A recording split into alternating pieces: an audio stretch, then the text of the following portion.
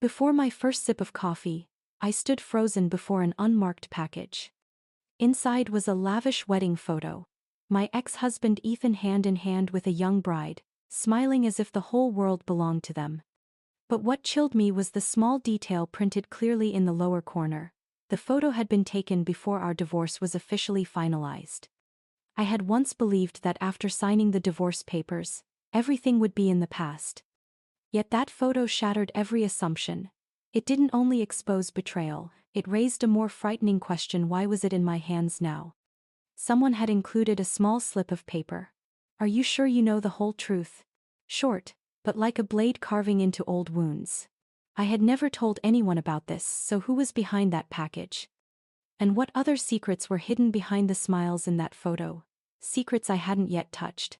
Earlier that day, I sat silently in my small kitchen, the coffee in my cup gone cold without my noticing. Sunlight poured through the window, landing on the glossy print I still hadn't put away. Every detail in it felt like a needle pricking at my memory. Ethan's smug smile, the young bride's sparkling eyes, and the white veil drifting lightly in the wind. I knew that place well, a luxury hotel downtown where Ethan had once told me he was on a business trip.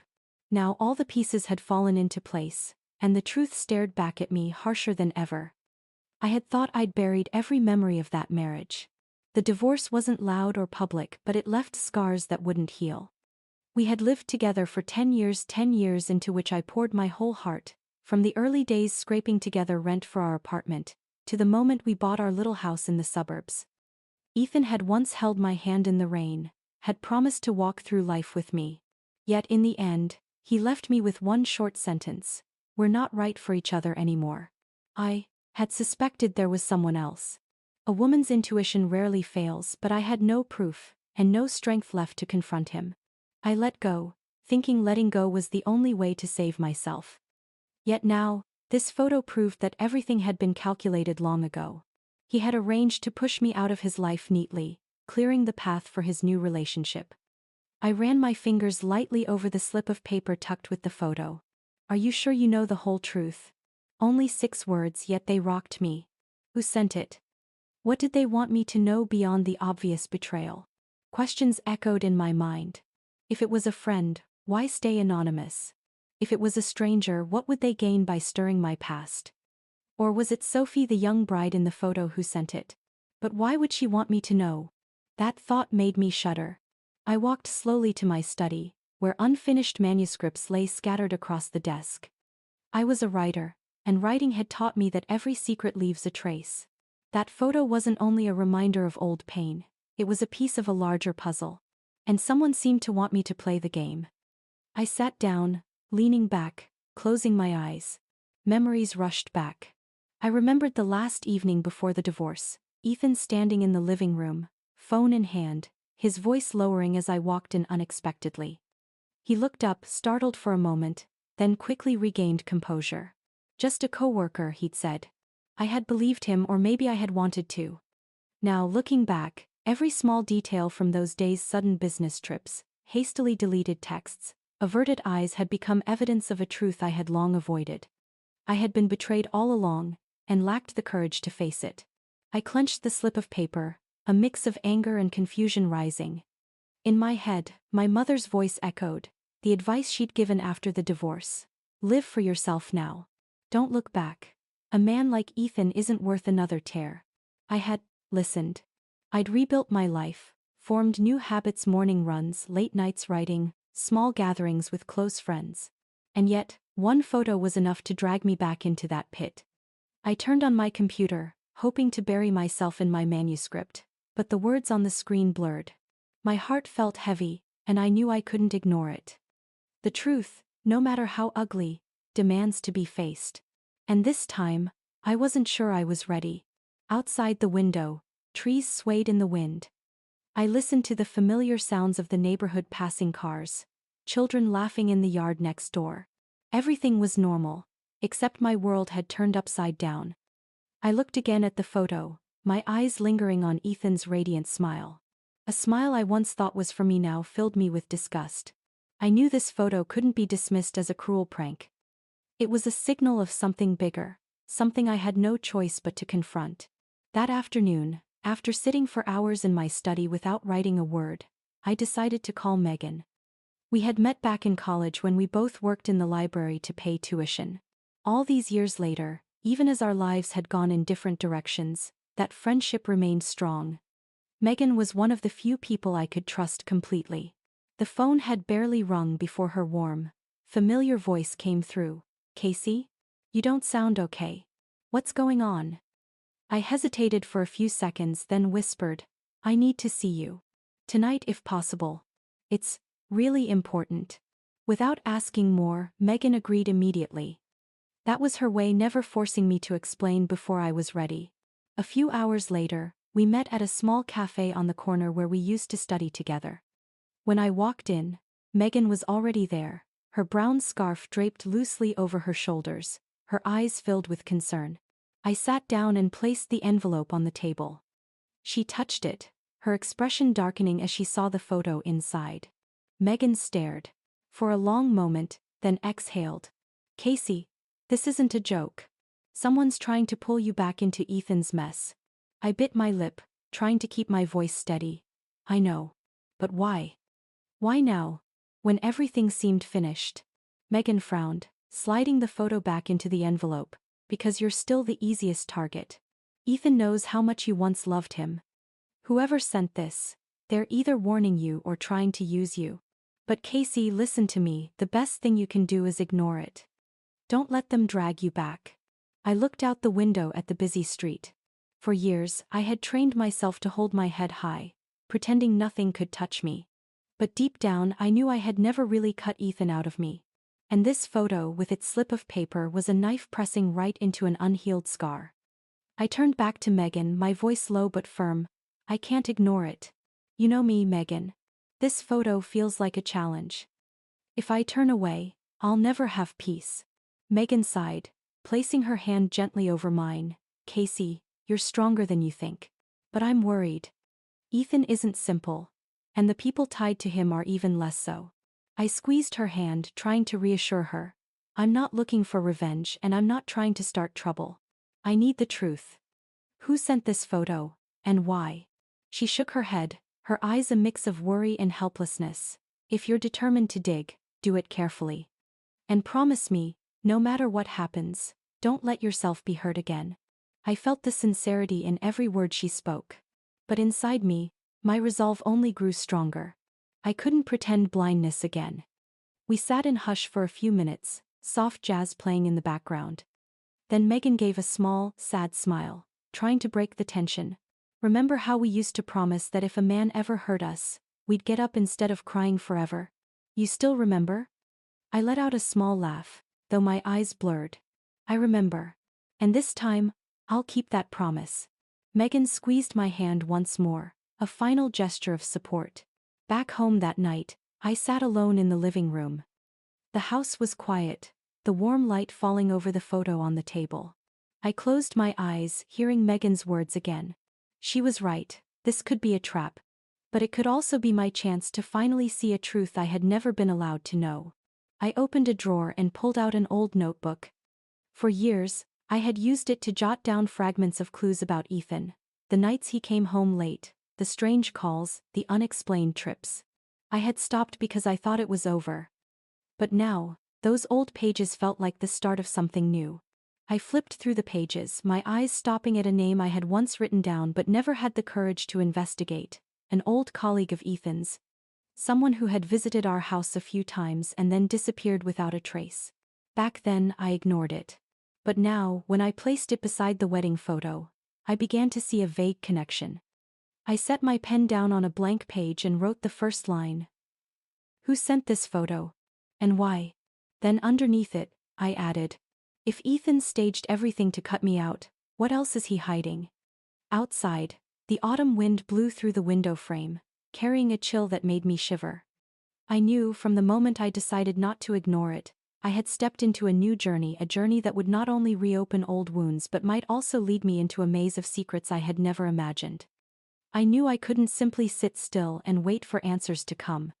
After meeting Megan, I spent the whole night tossing and turning, and the next morning, when sunlight streamed through the thin curtain, I decided to start digging on my own. If Ethan really was entering a marriage purely for gain, I needed to understand how it was set up, and why someone wanted me to see it. I opened my computer and typed Ethan and Sophie's names into the search bar. New photos flooded across social media, the two of them hand in hand at elegant events, Sophie's face always glowing beside an Ethan who looked happier than ever. Beneath those images were endless comments praising the new power couple, noting not only Sophie's beauty but also her wealthy background. Her father was a well-known investor in Boston, one who had funded multiple real estate projects. I leaned back in my chair and sighed. It was clear now this wedding wasn't simply the end of one love or the start of another. It was an alliance. A handshake between Ethan and a family that could grant him more advantages than any relationship before. Love, if there was any, was merely a shiny layer of paint. I decided to call an old acquaintance, Mark, one of Ethan's former co-workers whose number I still had by chance. We had never been close, but Mark was the type who always noticed things and knew a lot about what happened behind the scenes. After a few rings, his raspy voice came through the line. "Casey? Haven't heard your voice in a long time. What made you think of me today?" I hesitated, then said softly, "I need to ask about Ethan. Have you heard anything about his upcoming wedding?" A quiet laugh, not exactly cheerful, came back. "Who in this city hasn't? But Casey, if I were you, I'd keep my distance. That wedding isn't something outsiders should get involved in." I bit my lip, forcing myself to be patient. "I'm not interfering. I just want to know if there's something behind the glamorous curtain." There was silence on the line for a moment, then Mark lowered his voice. "I can tell you this much. The guest list isn't just friends and family. There are names, people Ethan used to do business with. Not all of them are clean. And I believe the future father-in-law knows it." I gripped the phone, my palm damp with sweat. "Can you tell me exactly who?" Mark chuckled bitterly. "Casey, I'm telling you this only because I respect you. Don't push me further. Some people don't want their names mentioned." With that, he hurriedly said goodbye and hung up. The pieces started fitting together. Ethan hadn't simply found a new wife. He was building a solid bridge into the world of power and money. And the price of that bridge was likely Sophie, a girl 15 years younger than him, who might not realize she was becoming a pawn in a much larger game. That afternoon, I stopped by an old bookstore. Not to buy books, but to see Julia, a friend of mine who now worked in the event planning industry. Julia had a particular skill. She always knew who would be appearing at the city's most extravagant parties. I pretended to make casual conversation, then carefully steered it toward Ethan's wedding. Julia raised her eyebrows, smiling faintly. "Oh, that wedding is the hot topic right now. The guest list is full of big names. Finance people, even some tied to controversial projects. Honestly, Casey, I don't know how Ethan managed to gather them all in one place." I asked quietly, "Could you show me the list?" Julia looked at me closely, as if trying to read my real intentions, then shook her head. "No, I can't. But I can tell you this. There are names that, if they appeared in the press, people would start asking questions immediately. Ethan is playing a big game, and Sophie, she may be the pretty cover hiding the real book." Her words echoed in my mind as I returned home. I opened my laptop, scrolling through article after article, photo after photo, writing notes as I went. Slowly an image emerged. Behind the dazzling lights of the wedding, there might be a secret deal. I pressed my pen hard into my notebook, writing one bold line. "This isn't marriage. This is a transaction." But who needed to witness this transaction, and why did someone want me to know? The more I dug, the more blurred the line between safety and danger became. That afternoon, as I was tidying up the pile of manuscripts on my desk, a knock came at the door. The mailman stood on my porch, holding a thick envelope stamped with gold letters. I signed for it, thinking it was an invitation to a book fair or a launch event. But when I saw the sender's name, I froze. Ethan and Sophie. My chest felt as though it had been struck hard. I stood motionless for several seconds, my fingers brushing the thick paper. The entire afternoon sank into tense silence, broken only by the ticking of the wall clock. Finally, I carefully tore it open. Inside was an ornate wedding invitation. Ivory paper with golden script glistening under the light. With great joy, We invite Casey. I read until my throat tightened. There was no doubt now, Ethan wanted me there. Not out of old affection but to watch, with my own eyes, the so-called happiness he had found. I set the invitation on the table, wondering if he pictured me standing lost among the crowd, watching him hold Sophie's hand. Perhaps Ethan imagined I would bow my head in shame, or avoid showing up at all. His calculation was clear in every capitalized word, even in the way the envelope had been delivered, a deliberate taunt. Two thoughts warred inside me. Part of me wanted to throw the invitation into the trash, to dismiss it as a cheap provocation. But another part, the deeper part of me, wanted to walk straight in, look Ethan in the eyes, and show him I was no longer the woman he could control. I whispered to myself, as if to steady my resolve. If I go, it won't be to be humiliated. I'll go to find answers. But the moment that thought took shape, I knew I couldn't do it alone. Ethan was too skilled at creating dazzling illusions. He knew how to manipulate, how to turn others into background characters in his play. If I went in by myself, I'd be nothing but prey walking into the hunter's snare. I needed an ally. I opened the old notebook where I had scribbled notes over the years. Names appeared, faded in ink. My eyes stopped at a familiar one. Adrian Blake. Adrian had once been an investigative journalist, known for exposing shady financial deals. I had met him at a conference a few years ago. At that time, he had stayed afterward, asking me a few questions about Ethan because Ethan was involved in an investment project with suspicious elements.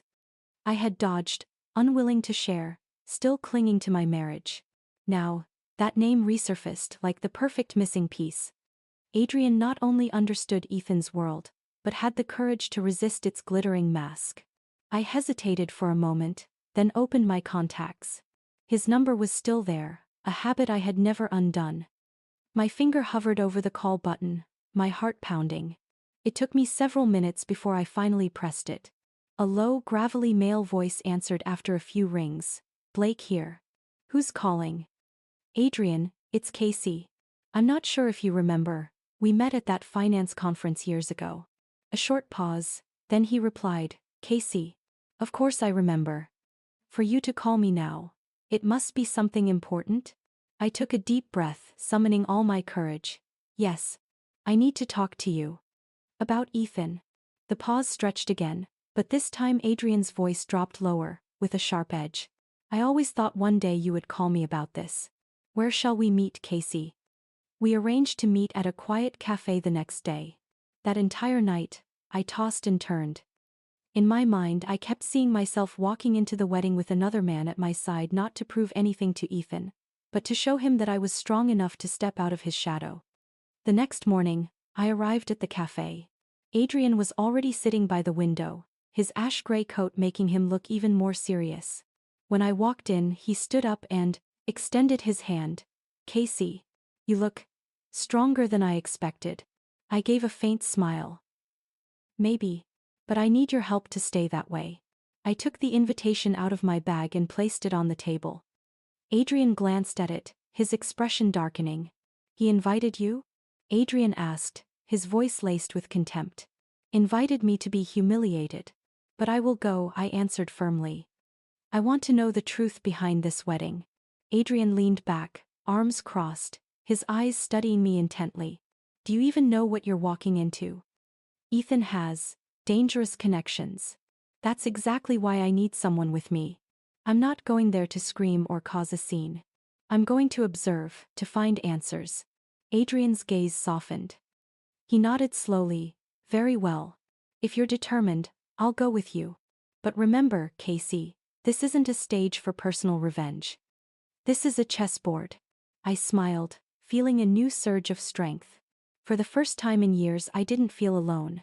When our meeting ended, I left the cafe with lighter steps. The wedding invitation was still in my bag, but its meaning had changed completely. It was no longer Ethan's petty challenge, it had become an invitation to face the final battle with my past. The car stopped at the iron gates of the old mansion, where golden light spilled from ornate lanterns, bathing the street in luxury. The evening sky dimmed, a soft breeze moved through the trees, and the distant sounds of laughter and conversation drifted out from the grounds, signaling the party had begun. Adrian opened the car door and offered his hand. I took a deep breath and placed mine in his. The sapphire blue gown hugged my frame, its hem glimmering with every step I took. I knew that the moment I walked in, I had to radiate a presence unlike before, not the abandoned woman, but someone fully in control of her own place. As we entered the grand hall, all eyes immediately turned to me. Conversations faltered, stretching into a brief silence. I could feel each glance brushing over me, curiosity, surprise, even envy. In that instant, I saw him. Ethan stood near the altar, his hand resting lightly on Sophie's back, his face locked in a polished smile. But his eyes froze for a heartbeat when they landed on me. Just a second, but enough. I saw the shock. He hadn't expected me to come. He hadn't expected me to come like this. Adrian leaned slightly toward me, murmuring, "He doesn't look too comfortable." "Stay calm, Casey." I held my faint smile, slowing my pace. My heart raced, but there was no trembling. I knew I had already accomplished the first step, knocking Ethan off balance. The music swelled again, and the hall regained its lively hum. Guests in elegant attire whispered, some exclaiming my name, others nodding politely. I returned their greetings, not overly warm but never avoiding. I knew well tonight had no place for weakness. Adrian led me to the bar. He ordered a glass of red wine for me, raising his own in encouragement. Perfect entrance. "Now let's watch." I was about to nod, but as I turned, my heart skipped.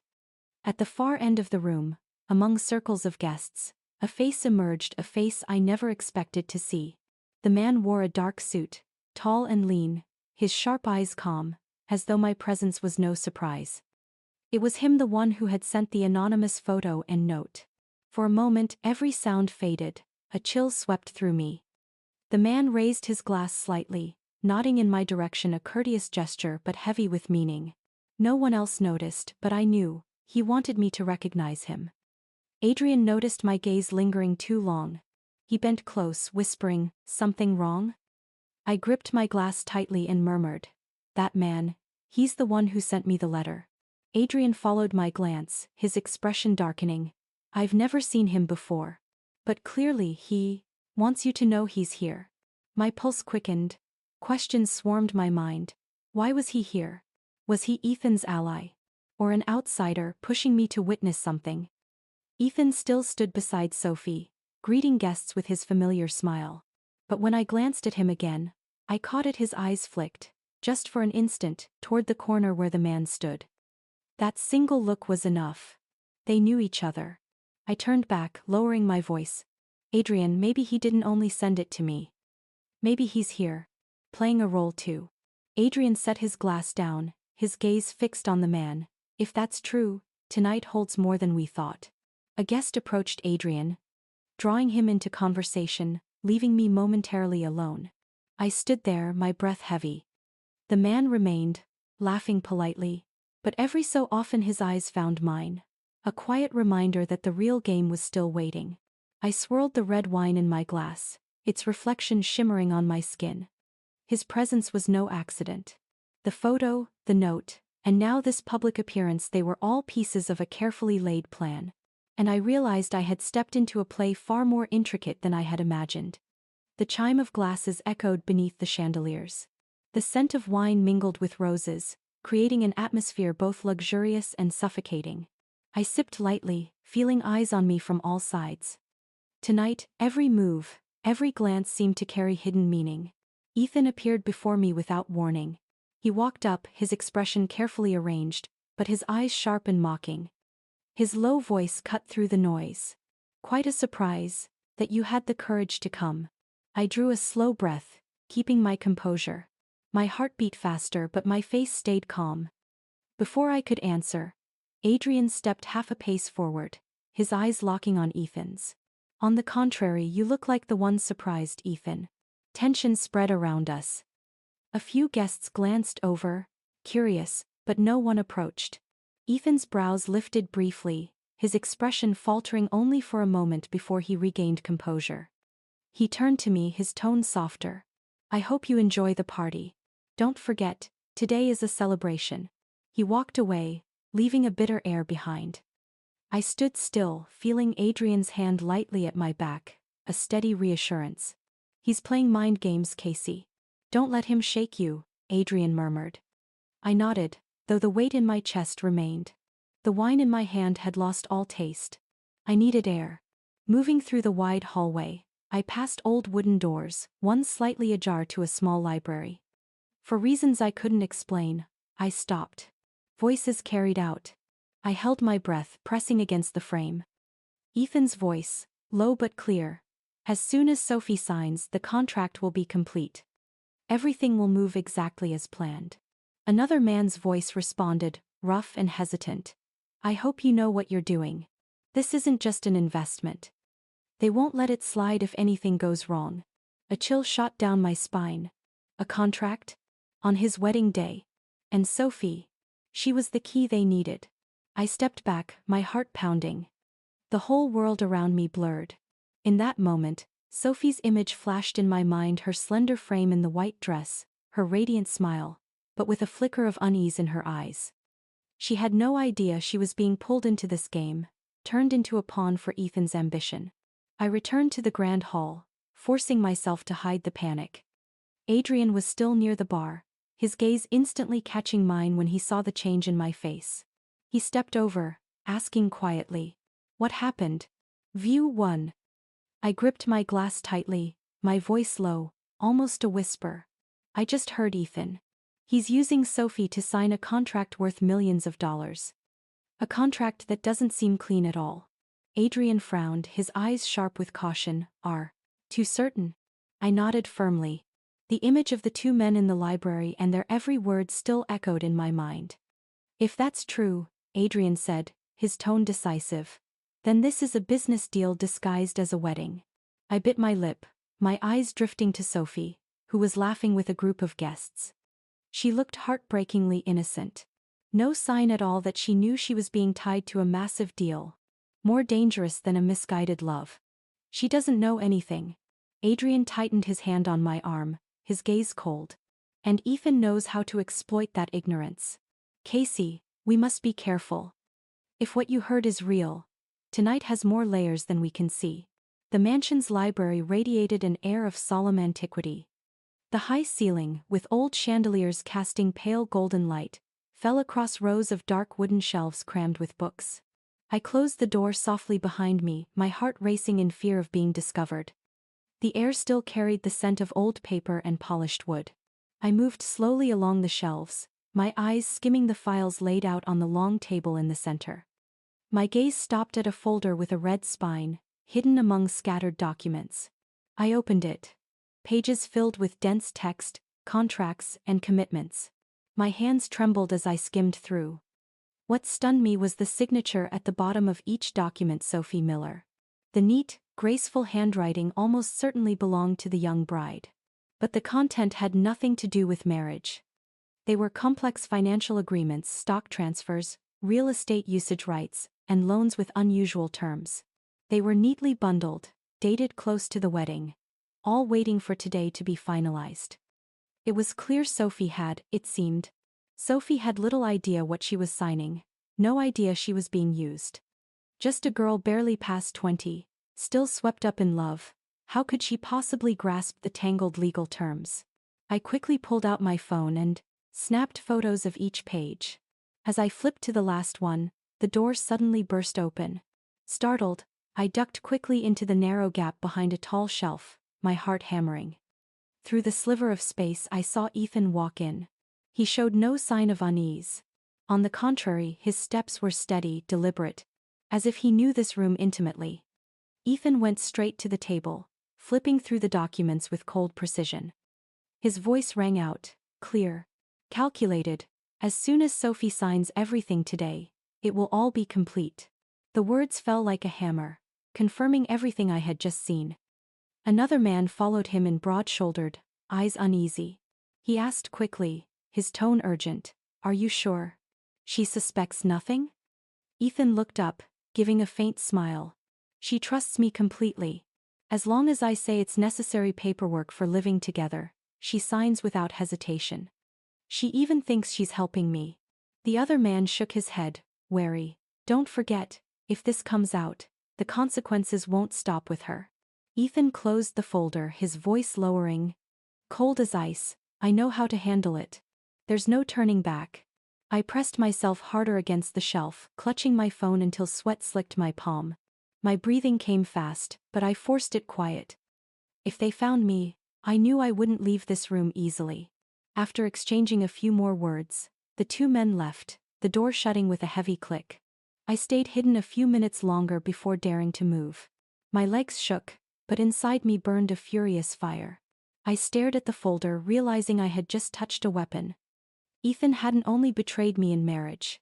He was trapping a young woman into a web of financial and legal schemes she couldn't even comprehend. I straightened my dress, drew in a deep breath, and stepped back into the hallway. The party continued, laughter and music blending seamlessly, as though no secret had just been uncovered inside that room. I made my way back to Adrian. He was speaking with an older guest, but his eyes found me immediately. One look at my face and he knew. He excused himself and hurried over. "You don't look well. What happened in there, Casey?" he asked, voice low, wary.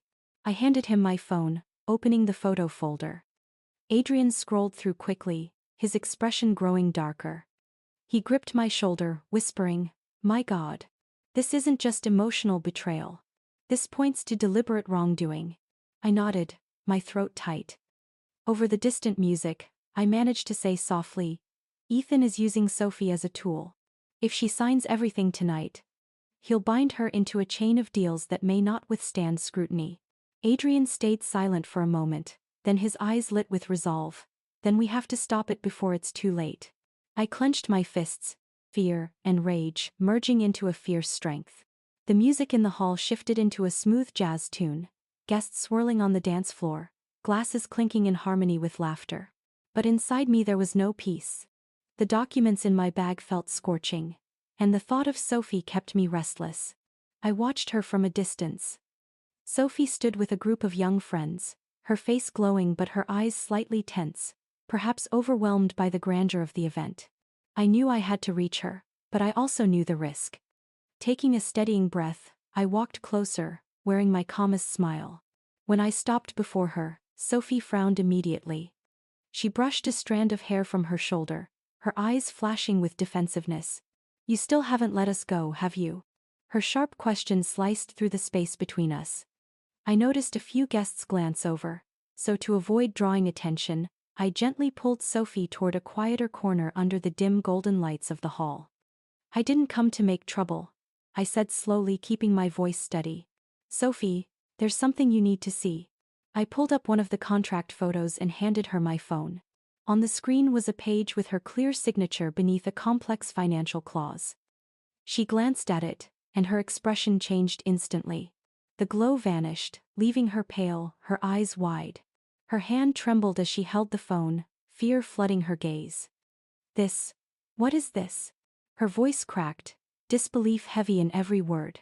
"That's part of the contracts Ethan prepared," I answered. "And every single one has your signature." She shook her head, breathing uneven, pressing her lips as if to steady herself. No, that's impossible." "Ethan said those were routine papers. He told me they were just documents for the house, nothing dangerous." I trusted him. Her resistance wasn't conviction, it was a lifeline she clung to desperately. I looked into her tear-filled eyes and spoke gently. "Sophie, ask yourself. Do you really understand what you signed? Or are you placing your entire future in the hands of a man you only believe loves you?" She fell silent, her lips trembling, torn between trust and fear. At that moment, a familiar figure emerged at the end of the hall, the mysterious man I had seen in the crowd, the one who had sent me the anonymous package. He approached quietly, his tall frame blending into the guests, his long gray coat making him nearly invisible. He leaned close, his voice low and rough in my ear. "Be careful. He isn't only deceiving her. This will drag many down." The brief warning froze the blood in my veins. I turned to ask more, but he was already retreating into the crowd, vanishing so swiftly I wondered if I had imagined it. Sophie clutched my hand, her voice breaking. "What did he mean? Drag many down, what does that mean?" I looked at her panic-stricken face, seeing clearly the fragility of a young woman who had just realized she might be nothing more than a pawn in a massive game. I wanted to answer, but at that exact moment, Ethan's voice rang out across the hall. "Sophie." His call echoed with power and control. Sophie flinched, quickly wiping her tears, trying to compose herself. I squeezed her hand lightly, whispering, "Don't let him see you're afraid." Sophie gave a faint nod, though her eyes still shimmered with unease. She handed my phone back, whispering, "I need time to understand all of this." Ethan was already approaching, his outward smile bright as if no storm had ever touched him. But his eyes betrayed suspicion. I stepped aside, slipping my phone into my bag, hiding the photos. In that instant I knew everything had taken a new turn. The secret wasn't only about me, Sophie, or this false marriage. It was a wider web, and that warning earlier was the door opening to the hidden depths. The music in the hall softened, giving way to the most solemn moment, the toast. Crystal glasses sparkled beneath the chandeliers, and the small orchestra shifted into a slow piece as Ethan and Sophie stepped onto the main stage. Guests leaned in, their smiles and whispers weaving together like gentle waves. I stood in the crowd, my heart racing. In Adrian's eyes, I saw the signal the preparation was complete. Days earlier, Adrian had received a lawfully obtained insider recording. With counsel on standby, he cued the playback. He gave a discreet nod to a technician. No one else knew that within seconds, the atmosphere would be turned upside down. Ethan raised his glass, his voice booming through the microphone, smooth as any practice speaker.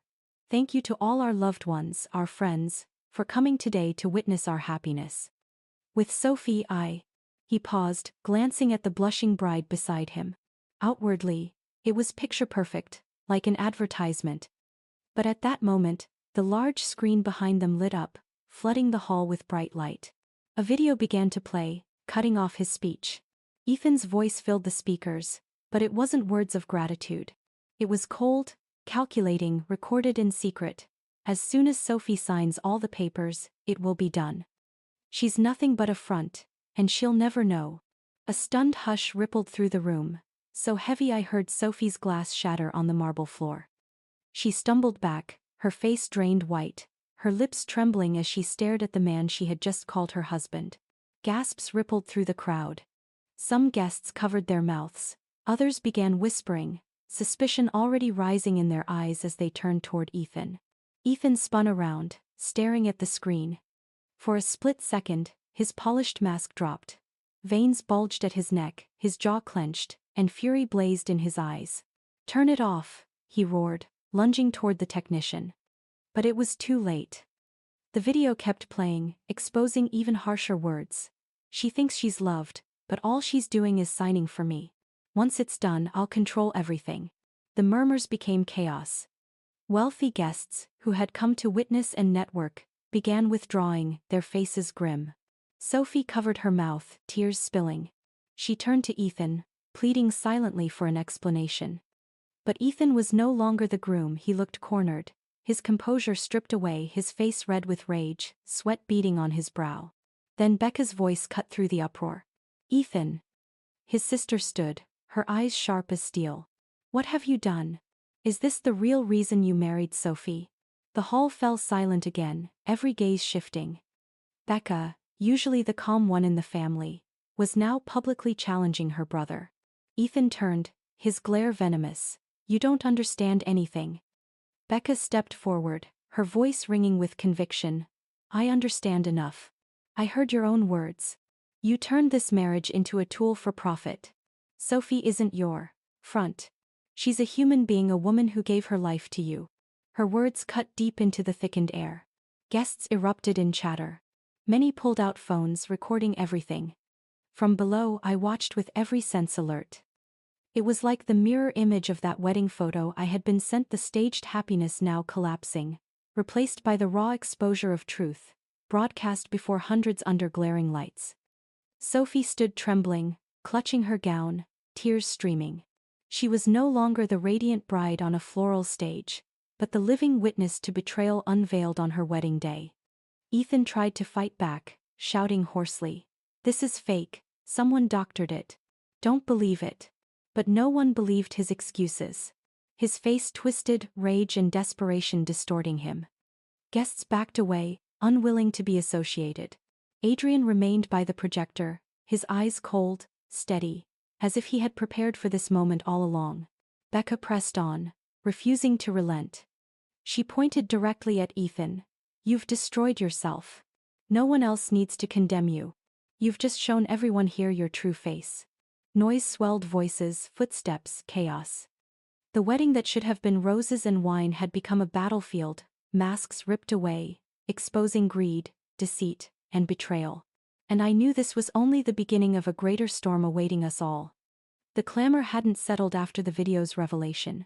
Whispers ricocheted off the high walls, mixed with the crash of glasses and the rustle of gowns. Amid the chaos, I caught Ethan's eyes burning with rage but still calculating, like a beast cornered yet scheming. He turned to Sophie, gripping her hand so hard her knuckles whitened. His voice hissed, urgent but strained, "Don't listen to them. It's all staged, a trap to humiliate me. Come, Sophie. We have to leave." Sophie froze, tears blurring her vision as she stared into his face. I could see her faith crumbling. Then, for a fleeting moment, her eyes shifted to me. A heavy pause fell between us, her gaze telling me she finally saw herself as nothing more than a puppet in his game. She yanked her hand free, her voice shaking but clear, carrying across the hall. "If you think I'll sign blindly, you're wrong." The words cut the last tie between them. Gasps rose from the crowd, eyes widened. Becca stood stunned, drowning in disappointment. Ethan, losing control, lunged to drag Sophie out by force. Earlier that afternoon, Adrian had forwarded the documents and the insider's recording to investigators. Once probable cause was established, officers were dispatched. But just then, the grand doors at the end of the hall burst open.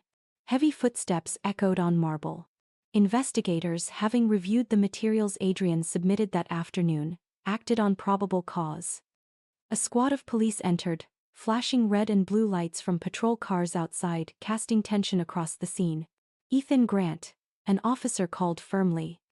"You are under investigation for financial fraud and embezzlement. You need to come with us." I glanced at Adrian, seeing calm resolve in his eyes.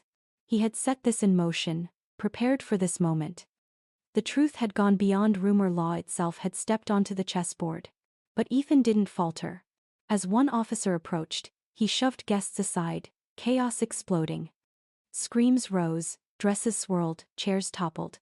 In an instant, he bolted through a side door into the mansion's darkened corridor. "Stop him!" an officer shouted, but Ethan vanished into the shadows. Sophie staggered, nearly falling, and I rushed to catch her. She sobbed, her voice broken. I gave him my whole life. And it was all just a play." I gripped her trembling shoulders, whispering, "Sophie, your choice now decides everything.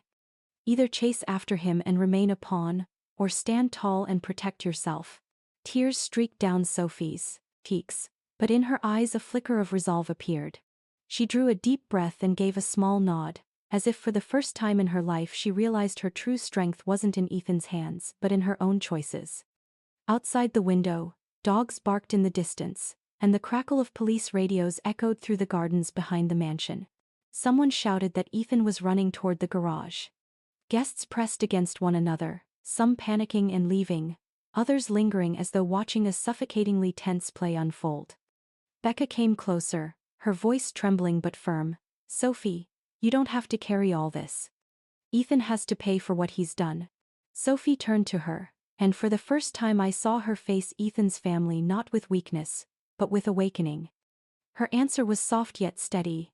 "I won't sign another paper." In that moment, I knew a new page was about to begin. But in the shadows behind the mansion, where Ethan had just disappeared, another storm was waiting. After that night's chaos, the mansion once lavishly decorated for a wedding had become a battlefield littered with spilled wine, fallen flowers, and whispers that refused to fade. Sophie sat in a corner, her white gown crumpled, her makeup smeared with tears. But in her eyes, for the first time, I saw awakening, not a dreamy girl anymore, but a woman grasping the bitter truth of her life. Police still combed the estate grounds searching for Ethan, but he had vanished into the night. News spread quickly, not only among the guests but throughout the business circles Ethan once moved in. Urgent calls, wary glances, and quiet deals fractured on the spot. Adrian sat across from Sophie, his voice gentle but sharp. "Sophie, you can be a victim or a witness. If you cooperate, we have a chance to dismantle Ethan's entire network." Sophie clasped her hands tightly, nails pressing into her skin. She gave a faint nod, her voice hoarse but firm. "I'll cooperate. I'll tell everything I know, every paper I ever signed. I don't want to live in this web of lies anymore." The air in the room seemed to ease. Becca, Ethan's sister, stood by the window, her eyes still haunted by the image of her brother exposed before everyone. She sighed, speaking softly, "Yet enough for us to hear. Maybe I knew he was ambitious, but I never thought he'd go this far." I looked at Sophie, emotions twisting inside me. Yesterday I saw her as the one who had replaced me. But now, before me was a woman betrayed and used, just as I had been. And in that moment, I understood sometimes enemies and allies are separated only by a truth revealed. A few days later, I returned to my apartment. No lively music, no dazzling lights, just the quiet room, a desk lamp casting warm golden light. I sat at my desk and opened my laptop. The screen lit up, a blank document waiting. My fingers tapped slowly, words appearing one by one. People often think a wedding is the end of a chapter, but sometimes it is the place where truth finally begins to surface. I read the opening line again and again. Everything still felt fresh, like a wound refusing to close. I knew this story wasn't only Sophie's, nor only mine. It had become a mirror reflecting many fates, the ambitious, the betrayed, and those who dared to stand against lies. I was about to type more when the chime of a new email cut in. Habit made me open my inbox instantly. And there, among work messages, one sender stood out, no name. My heart sank. I clicked it open. "This isn't over. He rarely lets go." The glow of the screen washed over my face, turning the quiet room suddenly suffocating. I didn't know if it was a warning, a threat, or a truth I should have already expected. But I understood the darkness hadn't lifted completely. Ethan was still out there, somewhere in the city, within the hidden corners of the network he had built. And I once again was pulled back into a storm without an ending. Stories like this always leave an echo inside me. Behind the bright surfaces of marriage, family, or love, there are always shadows we can't predict, shadows we only recognize once we step into them. I believe each of you listening now will ask yourself, if it were you, facing such a brutal truth, would you choose silence, or the courage to confront it? Often, courage isn't loud, it's steady. And even harsh truth can be the ground we stand on to rebuild. I would love to hear your thoughts on this story. Have you ever faced a moment where truth forced you to change the way you saw those closest to you? Share it in the comments. Your story may become the strength someone else needs. And if you'd like to keep walking with me through stories that touch the heart about family, love, and the hard choices life demands, make sure to follow this channel so you won't miss the next one. I'll meet you again on new journeys, where each of us can reflect and find a piece of ourselves.